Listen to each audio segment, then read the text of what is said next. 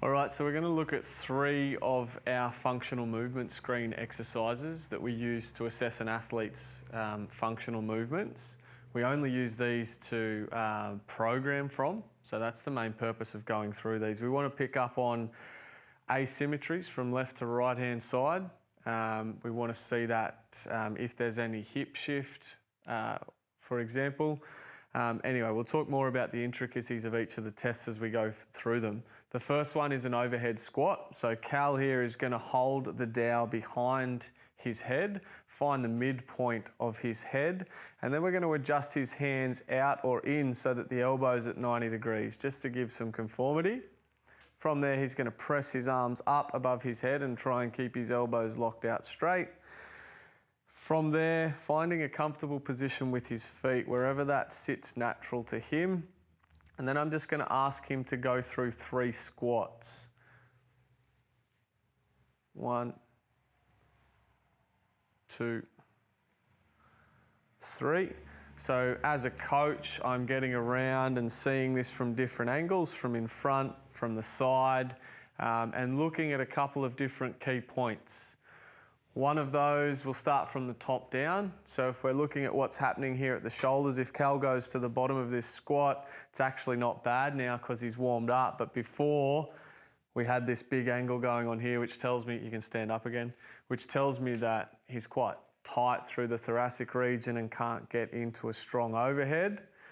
Another thing, after a few reps, we can see that those elbows start to drop away from a lockout position. Again, that can come from tightness down through the shoulder and through the forearms. If we move our way down now, this is probably best from the front on view. Go through a squat again for me, Cal. One of my favourite things here is seeing whether or not there's tightness through that thoracic by seeing whether or not a shoulder drops forward and rotates forward. Okay, Cal here, if he goes through it again, he's warmed up, but you can see that that right-hand side drops and internally rotates a little bit, telling me that there could be some tightness through his oblique sling. We move down to the hips, and a compensation could be seen here as well. One of the most common ones is a weight shift over the left or right hip, okay, away from an injury.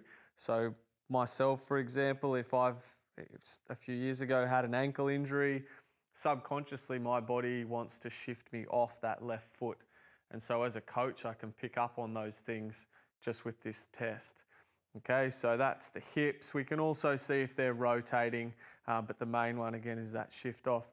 Down to the knees, a massive one for the knees is whether or not they cave into a valgus position, so dropping inwards.